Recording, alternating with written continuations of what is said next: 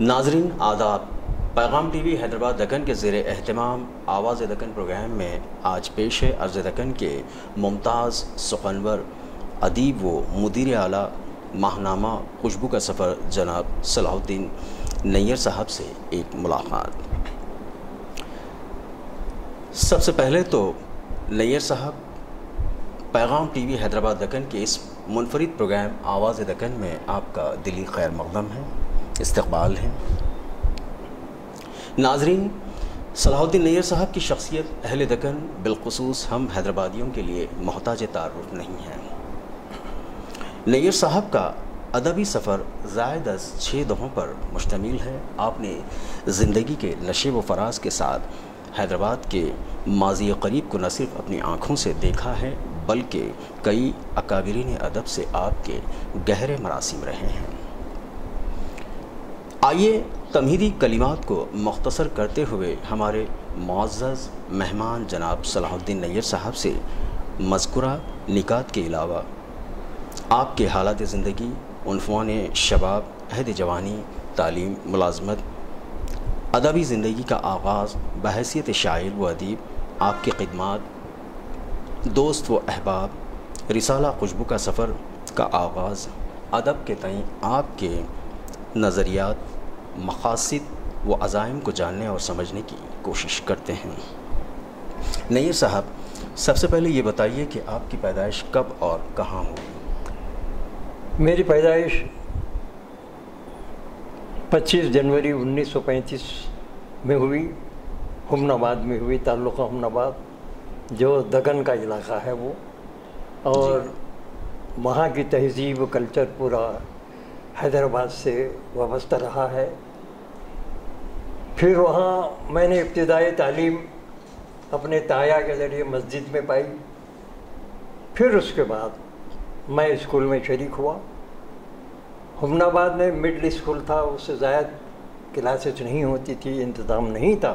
جی، middle پاس کرنے کے بعد میرے ذہن یہ بنا کہ میں حیدرآباد آ جاؤں تاکہ ایم اے کروں، پی ایچ ڈی کروں، میرا ذہن ایسا بنتا گیا۔ چنانچہ میٹرک میں داخلہ لینے کے لیے اس وقت ظاہر ہے کہ میں ریگولر اسٹوڈنٹ نہیں تھا، علی گڑھ یونیورسٹی سے میں نے میٹرک پاس کیا۔ اس سے پہلے ہمن آباد میں نے منشی کا ایگزام پاس کیا جو مماثل میٹرک تھا، لیکن سرکاری ملازمت کے لیے میٹرک بہت ضروری تھا۔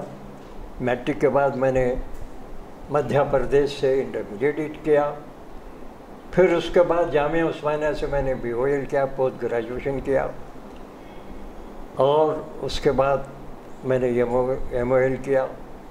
پھر یہ سلسلہ میرا تعلیمی چلتا رہا۔ ادارے ادبیات اردو کے سارے ایگزامس اردو کے میں نے پاس کیے، اردو عالم کیا میں نے، اردو فاضل کیا۔ جی، پھر علی گڑھ کا ایک امتحان تھا ادیب کامل، وہ بھی میں نے پاس کیا۔ جامعہ علی گڑھ، جامعہ علی گڑھ سے میں نے ادیب کامل کیا۔ پھر جامعہ نظامیہ سے میں نے منشی فاضل پاس کیا۔ اس طرح میرا تعلیمی سلسلہ جاری رہا۔ جب میں بی او ایل کا اسٹوڈنٹ تھا، یہ بات 1960 کی ہے، 2 سال تک میں ریگولر ایوننگ کلاس سے، ظاہر ہے کہ میں سیکریٹریٹ میں اس وقت ملازم تھا، تو وہاں میں نے بہت زیادہ اس میں کام کیا ہے۔ اور مجھے اچھی طرح یاد ہے کہ اس وقت 1960 میں اردو فیسٹیول بھی ہوا تھا۔ پروفیسر سروری جو ہیڈ آف دی ڈپارٹمنٹ تھے جامعہ عثمانیہ کے، وہ اس کے صدر تھے۔ وہاں بلا مقابلہ شاعر کے سے میں معتمد مشارہ رہا۔ اس وقت 1960 میں جامعہ عثمانیہ سے 22 کالجز ملحقہ تھے، حیدرآباد کے تھے، اضلاع کے تھے، یہ پورے صدور رہتے۔ ان تمام میں میرا انتخاب شاعر کے حیثیت سے مشاعرے کے لیے منتخب ہوا، چونکہ میں اردو کالج کا پریسیڈنٹ بھی تھا اور بڑا ایکٹیو رہا۔ اس زمانے میں جتنے کالجز، جیسے میں نے کہا کہ 22 کالجز تھے، چونکہ شاعر کے حیثیت سے میں مشہور ہو گیا تھا، نوجوان شاعر کے حیثیت سے، جتنے بھی کالجز کے تھے وہ صدور تھے، معتمدین میرے پاس آتے اور مجھ سے خواہش کرتے کہ مشاعروں کا اہتمام کریں، ادبی جلسہ۔ میں ان کے ساتھ مکمل تعاون کرتا تھا۔ اس وقت چونکہ میں اردو کالج میں تھا، اسٹوڈنٹ تھا، 2 سال تک میں بی او ایل میں رہا، وہ گریجویشن تھا، اور وہاں میرا تعلق انجمن ترقی اردو سے بھی رہا۔ اردو مجلس کا میں 18 برس تک سیکرٹری رہا، اردہ والا بلا وقفہ اس میں حیدرآباد کے تمام مشاہیر اس میں شریک ہوتے تھے، ہارون خان شیروانی، مخدوم محی الدین، میر احسن، عابد علی خان، جگر صاحب، حبیب الرحمان، ایسے تمام لوگ اس میں شرکت کرتے۔ میں 18 سال تک بلا وقفہ انجمن ترقی اردو کے ادبی شعبے کے حیثیت سے میں اپنی خدمات انجام دیتے رہا۔ اس سے ہوا یہ کہ سائٹ کے جتنے بڑے شاعر تھے، بڑے مشاہیر تھے، بڑے، ان سے میں قریب ہوتے گیا، اور میں ہمیشہ میرا کام بالکل پاک صاف رہا، پازیٹیو ایکٹیویٹیز رہی۔ کبھی میں کوئی ایسا کام نہیں کیا جس سے کسی بھی ادارے کو اس میں اعتراض کا موقع ملے۔ جی چنانچہ وہاں سے جتنے اردو کالج کو جتنا اسٹوڈنٹ تھا 2 سال تک میں نے تمام کالجز کے طلباء کے تعاون کرتا رہا۔ 1960 میں 6واں اردو فیسٹیول اچھی طرح مجھے یاد ہے کہ بلا مقابلہ میں معتمد مشاعرہ منتخب ہوا۔ جیسا کہ میں نے کہا اس وقت professor Sarwari head of the department تھے، اور متین وہاں کے جو اسٹوڈنٹ تھے جامعہ عثمانیہ شعبہ اردو کے، وہ اس کے سیکرٹری تھے۔ مشاعرے میں یعنی پروفیسر غیاث متین صاحب؟ جی متین صاحب نہیں، غیاث متین نہیں ہے، اس میں مسعود متین اس وقت 1960 کی بات ہے جی، وہ اس کے صدر تھے، اور وہ میرے پاس آتے تھے، مجھ سے خواہش کی، میں ان کے ساتھ کیا مکمل تعاون کیا۔ میں اس وقت جب میں معتمد مشاعرہ تھا فیسٹیول میں 3 دن تھا، وہ ایک دن ڈراموں کی شام ہوتا تھا، ایک دن افسانوی ادبی، اور ایک مشاعرہ۔ یہ 3 دن فنکشن ہوتے تھے اردو۔ وہ 6واں اردو فیسٹیول بڑا یادگار رہا۔ اس میں سہار لدھیانی آئے تھے، جان نثار اختر آئے تھے، فراق گورکھپوری آئے تھے۔ پھر اس ٹیم کو میں شعبہ اردو جامعہ عثمانیہ کے وہاں بھی لے گیا، وہاں بھی ایک مشاعرہ ہوا۔ میں کہنا یہ چاہتا ہوں کہ 2 سال تک میں بہت ہی ایکٹیو رہا، اور تمام کالجز کی جتنی بھی تنظیمیں تھیں اردو کی میں نے مکمل تعاون کیا، اور اس کی وجہ سے میری پہچان زیادہ ہونے لگی۔ پھر ادبی حلقوں میں زیادہ پہچانا جانے لگا۔ اس کے بعد درمیان میں 1-2 سال گیپ رہا۔ میں چاہتا تھا کہ جامعہ عثمانیہ سے ایم اے کروں، لیکن کر نہیں سکتا تھا چونکہ میں سیکریٹریٹ میں ملازم تھا۔ یعنی مطلب یہ تھا اگر میں جامعہ میں ایم اے کرتا تو 2 سال مجھے رخصت لینی پڑتی تھی، وہ میرے لیے ممکن نہیں تھی، اور بغیر تنخواہ کے ممکن نہیں تھا۔ چنانچہ 2 سال کے بعد M O L post graduation آیا تو میں اس میں داخلہ لے لیا، لیکن میں کلاس اٹینڈ اس لیے نہیں کیا، کبھی کبھی میں جاتا تھا، چونکہ ایم او ایل کے جو مضامین تھے وہ میں اردو فاضل میں وہی کتابیں تھیں، اور ادب کامل میں وہی کتابیں تھیں، مجھے محنت کرنے کی ضرورت ہی نہیں پڑی، اور اچھے نمبرات کے ساتھ میں پوسٹ گریجویشن گریجویٹ ہو گیا۔ یہ میرا تعلیمی سلسلہ ہے، چلتا رہا۔ ادارے ادبیات اردو کے تمام اگزام میں نے پاس کیے۔ وہاں ڈاکٹر سید محی الدین قادر صاحب میری آئیڈیل تھے، انہوں نے مجھے ادارے کے بہت ساری ضمنی مصروفیات میں بھی مجھے شامل کیا، اور اہم تقاریب میں جیسے یوم خلی قطب شاہ اس زمانے میں ہوتا تھا، تو اس وقت ڈاکٹر زور مجھ سے بلاتے، اور میں ترنم سے چونکہ شعر سناتا تھا، مجھے بڑا حوصلہ افزائی کرتے جی۔ اور یقین کیجئے کہ، اور میں بالکل ذمہ داری سے کہتا ہوں، حیدرآباد میں پہلی دفعہ اگر میرے آئیڈیل رہے ہیں تو ڈاکٹر زور رہے ہیں۔ پھر جب میں سیاست اخبار سے وابستہ ہوا، عابد علی خان جگر صاحب نے میری سرپرستی کی شاعر کے حیثیت سے، اور میں مکمل طور پر ان کا بھروسے کی بنیاد پر رہا۔ چنانچہ عابد علی خان صاحب جو میری کتاب کے رسم اجرا ہو رہی تھی اردو گھر میں، انہوں نے بڑی اہم بات کہی۔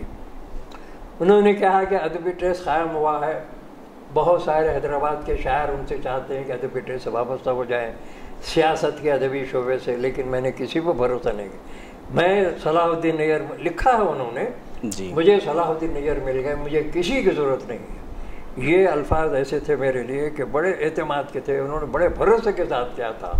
اور میں سیاست میں جب تک عابد علی خان رہے، جگر صاحب رہے، بعد میں زاہد علی خان بھی رہے، 50 سال رہا میں نے کبھی ان کے اعتماد کو نقصان نہیں پہنچایا، بلکہ مالی طور پر میرا نقصان ہوا۔ سیکریٹریٹ میں سیکشن آفیسر تھا، گیزٹ پوسٹ تھا، اور میرے سیکشن سے ہی بلاک ڈیولپمنٹ آفیسر مقرر تعلقوں میں ہوتے تھے۔ ब्लॉक डेवलपमेंट ऑफिसर का मतलब यह है कि उनके पास करोड़ों का बजट रहता था, उन्हें रुश्वत क्या तोहफा लेने की ज़रूरत भी नहीं पड़ती, खुद ब खुद पैसे। लेकिन मैं लाखों रुपए का सियासत की खातिर अगर मैं वहाँ जाता तो मैं बहुत कमाता था, लेकिन मैंने कैसा नहीं किया और मैंने सियासत से वफादारी निभाई। और आबिद अली खान जिगर साहब के साथ मैं बहुत ही करीब रहा उनके। फिर उसके बाद जब महबूब हुसैन जिगर का इंतकाल होगा तो आबिद अली खान साहब, जाहिद अली खान साहब आबिद अली खान के बाद वो एडिटर हो गए थे। 12 साल मैं जाहिद अली खान साहब के साथ किया, लेकिन जो काम आबिद अली खान जिगर साहब के ज़माने में अदबी होता था वो आज नहीं हो रहा। और मान लीजिए कि जिगर साहब के बाद शेर व अदब का जो सिलसिला था तकरीबन वो ख़त्म हो चुका है। ये मज़ीद तफसीलात मैं बहरा नहीं जाता, लेकिन अदबी ट्रेस का आबिद अली खान ने पूरी जिम्मेदारी के साथ मुझे अदबी ट्रेस का, उन्होंने आबिद अली खान साहब ने मुझे ये ऑफिस सेक्रेटरी मुकर किया और मैंने उनके एतमाद को बहाल रखा। कभी किसी मामले और एजाजी काम किया, ये भी बताना चाहूँगा। चूँकि मैं सेक्रेटरी मुलाजिम था और मेरी माली परेशानी ख़तई नहीं थी, मैंने एतमाद की बुनियाद पर, भरोसे की बुनियाद पर मैं सियासत में 50 बरस काम किया और अदबी ट्रेस का मैंने भी काम किया। ऐसी तफसीलात मेरी बहुत ज़्यादा हैं, वो मैं करता रहा हूँ। ऐसे हज़रात बड़ी बड़ी जो खिदमत गुजार उर्दू के रहे हैं, मशाहिर उर्दू, उनको तकरीबन हम लोग भूल गए थे। मेरे जहन में बात आई कि इनकी खिदमत का इतराफ़ किया जाना चाहिए, उनको याद। चुनांचे अब तक मैंने 4 जलसे किए। पहला आबिद अली खान साहब जिगर साहब का किया, दूसरा जलसा डॉक्टर सैयद मुहिउद्दीन क़ादरी ज़ोर हबीब रहमान का मैंने किया, और तीसरा जलसा मखदूम मुहिउद्दीन साहब सिकंदर अलवश का किया, चौथा नवाब शाह आलम खां का और डॉक्टर मन्नान का किया। अब मैं इस जून में जो हर महीना करना चाह रहा हूँ, अब मैं जून में जो फंक्शन कर रहा हूँ उसमें मेरे गैर मुस्लिम जैसे भारत चंद खन्ना हैं, डॉक्टर राज बहादुर गौड़ हैं, एम बागा रेड्डी है, मैं इन हज़रात पर मज़ामीन पढ़ेंगे, हमारे पास इज़हार ख्याल करेंगे। और हैदराबाद के जितने सीनियर लोग हैं हत्ता इम्कान मैं कोशिश कर रहा हूँ कि उन्हें इज़हार ख्याल करें। नौजवानों में डॉक्टर जहांगीर एहसास बहुत अच्छे राइटर हैं, मुझे पसंद हैं, उनको हर महफिल में मदऊ करना चाहूँगा, वो भी हमारी महफिलों में रहे, मुशारा भी होगा। तो बहरहाल ये सिलसिला चलता रहेगा। मैं एक बात अर्ज़ करना चाहूँगा, हैदराबाद में यही नहीं कि मेरा शहर, मेरे लोग, मेरी वाबस्तगी, जैसे मैंने कहा सेक्रेटेरिएट में मैंने 32 साल मुलाजिमत, 29 बरस तक मैंने सेक्रेटेरिएट उर्दू एसोसिएशन के नाम से वहाँ जब आंध्रा आया था 1956 में, जब आंध्रा इत्तेफाक से एक साल पहले मेरी मुलाजिमत वो हो गई थी, मैं सेक्रेटेरिएट में था, ये लोग बाहर से आए। आने के बाद इन्होंने, आंध्रा वालों ने कल्चरल प्रोग्राम शुरू किया। मेरे जहन में आया कि कल्चरल प्रोग्राम में तेलंगाना के और आंध्रा के मुलाजिम रहते थे। मेरे जहन में ये बात आई कि क्यों ना उर्दू का अलग प्रोग्राम होना चाहिए। चुनांचे मैंने सेक्रेटेरिएट उर्दू एसोसिएशन के नाम से कायम किया। 29 बरस तक मैं जनरल बानी सेक्रेटरी रहा, 29 बरस तक। उसकी ख़ास बात ये थी कि अंजुमन के हर चीफ सेक्रेटरी, पहले जैसे खादर साहब जो बाद में पब्लिक सर्विस कमीशन के चेयरमैन हुए, वो हमारे सरपरस्त आला रहे, फिर राय कुंज बिहारी लाल रहे, इस तरह ये सिलसिला गुलाम अहमद साहब तुरा, ये सिलसिला चलता रहा, 29 बरस तक चलता रहा। अब ज़ाहिर है उसके बाद नहीं हुआ। अजीब बात है कि उसके बाद कोई किसी ने दिलचस्पी ली नहीं, तो वह अंजुमन भी ख़त्म हो गई। इसी तरह हैदराबाद में एक महफिल ख़वातीन, आपने नाम सुना होगा, महफिल ख़वातीन भी ख़वातीन के लिए अंजुमन कायम की थी। उसकी बानी है अज़मत अब्दुल क़य्यूम, और उनके साथ सरपरस्त के हिस्से से रोड़ा मिस्त्री जो उस वक्त की वज़ीर थी, उन्होंने उनका साथ दिया। और ये महफिल आज तक चल रही है, तकरीबन 50 साल हो रहे हैं। लेकिन 44 बरस तक मैं उस अंजुमन से वाबस्ता रहा। 44 बरस तक वहाँ जितने भी पहले जो काम करने वाले थे वो सब बिल्कुल साले जहन वाले थे। लेकिन 44 के बाद मैंने क्या है कि नई सदर जो आई है, मैं नाम लेना नहीं चाहूँगा, जो मौजूदा लोग हैं उन्होंने उतनी दिलचस्पी का मुजाहरा नहीं किया। और बुनियादी तौर पर जो महफिल ख़वातीन थी वो ख़वातीन के लिए थी, उसमें मर्दों की शमूलियत उन्होंने शुरू कर दी। सालाना जलसे में मुझे इख्तलाफ रहा, चुनांचे मैंने 44 बरस के बाद महफिल ख़वातीन से अपने हटा लिया। और उसके बहुत सारी तफसीलात हैं। मैं ये नहीं कहा, हैदराबाद में बहुत सारी अंजुमनें और काम कर रही हैं। मैं किसी अंजुमन के बारे में, अलबत्ता जिन अंजुमन से मेरा वाबस्तगी थी मैंने ज़िक्र किया, और ईमानदारी के साथ मैंने ज़िक्र किया جیسے ادبی ٹرسٹ کا میں نے ذکر کیا کہ میں ادبی ٹرسٹ کا آفس سیکرٹری رہا، پوری ایمانداری کے ساتھ جو واقعات بیان کیا، سیکریٹریٹ اردو سیشن کا بھی، محفل خواتین کا، اسی طرح یہ سلسلہ چلتا رہا۔ نیر صاحب، آپ کی شعر گوئی کا آغاز کب اور کس طرح جو ہے عمل میں آیا، اس حوالے سے تھوڑا سا؟ ہاں، آپ نے بالکل ظاہر ہے کہ تخلص ہے تو اس کے بارے میں پوچھنا ضروری تھا۔ میں عرض کرنا چاہوں گا، جب میں علی گڑھ میٹرک پاس کیا، ایسی شعر میں کہہ لیتا تھا۔ فیض الحسن خیال میرے ایک ساتھی تھے علی گڑھ میٹرک کے، وہ بہت قریبی دوست تھے، انہوں نے بھائی ہم شاعری کیوں نہ کریں، میں اس وقت ایسی کہہ لیتا تھا۔ اس وقت ذہن میں میری بات آئی کہ ایک مشاعرہ، حیدرآباد کے مشاعروں میں شرکت کرنے کی ہماری ضروری ہے، ظاہر ہے کہ استاد کی ضرورت تھی۔ تو سب سے پہلے ہمیں خضر رضی جو استاد تھے، علامہ تھے، ان سے میں 2 سال وابستہ رہا۔ اس سے ہوا یہ کہ جتنے پرانے شہر کی محفلیں ہوتی تھیں، جس میں علامہ نجم افتی ہیں، کامل شتاری ہیں، تاج قریشی، یہ بڑا اس دور کے بڑے اساتذہ سخن اس وقت تھے، یہ اپنے شاگردوں کے ساتھ محفلوں میں آتے تھے۔ اب ظاہر ہے کہ نیا شاعر یہ خواہش کرتا ہے کہ اس کو محفلوں میں شریک ہونا چاہیے۔ ہم بھی اپنے استاد کے ساتھ محفلوں میں جاتے تھے اور یہ سلسلہ ہمارا چلتے رہا اور زیادہ نہیں چلا۔ میں بتانا چاہوں گا کہ یہاں جب میں 59 میں سیاست جوائن کیا تو ذرا نوعیت بدلی، یہ پہلے کی بات کر رہا ہوں، یہ 55-56 میں میں ابتدائی میں طرح مشاعرے میں پڑھا کرتا تھا۔ جب میں سیاست جوائن کیا تو میں نے محسوس کیا کہ اس وقت 2 نظریات کے شاعر تھے۔ پرانا شاعر ایک لکیر کھینچ رکھی تھی انہوں نے، یہ پرانے شاعر کے شاعر ہے، یہ نئے شاعر کے شاعر ہے۔ پرانے شاعر کے نظر انداز کرتے تھے، جیسا میں نے کہا، یہ بڑے جن شاعروں کا نام لیا میں نے، اللہ نجم ہے، ان کو مشاعروں میں نہیں بلاتے تھے۔ ماحول ایک الگ تھا اس دور، لیکن اختلافی ماحول نہیں تھا، وہ اپنے انداز سے تھے۔ لیکن میں پہلا شخص ہوں، کیونکہ میں پرانی تہذیب سے واقف تھا اور ان اساتذہ کے قدموں میں بیٹھا تھا، مشاعرے اٹینڈ کرتا تھا۔ سیاست سے میں نے بالکل چینج کر دیا اور وہ جو لکیر کو نیا شہر پرانے شہر کی لکیر کو میں نے ختم کر دیا، اور یہاں کے پرانے شہر کے شاعروں میں میں بڑے مشاعروں میں شرکت ضروری سمجھا۔ اس وقت مجھے اچھی طرح یاد ہے 59-60 میں 2 شاعر منظر عام پائے تھے، ایک سعید شہیدی، دوسرے علی احمد جلیلی۔ اس کے بعد خورشید احمد جامی تھے، یہ بہت بڑے شاعر تھے لیکن کم مشاعروں میں نہیں سناتے تھے۔ اور یعقوبی جو ملک الشعراء تھے، وہی مشاعروں میں پرانے شہر میں سناتے تھے۔ نیر صاحب کا ہم دل کی گہرائیوں سے شکریہ ادا کرتے ہیں کہ آپ نے اپنا قیمتی وقت نکال کر ہمارے پیغام ٹی وی حیدرآباد دکن کے منفرد پروگرام آواز دکن کے لیے وقت دیا۔ ناظرین، آواز دکن کے تحت یہ آج کی ہماری 30ویں کڑی تھی اور ہمیں چاہیے کہ نیر صاحب ہی کے شعر پر اس کا اختتام عمل میں آئے۔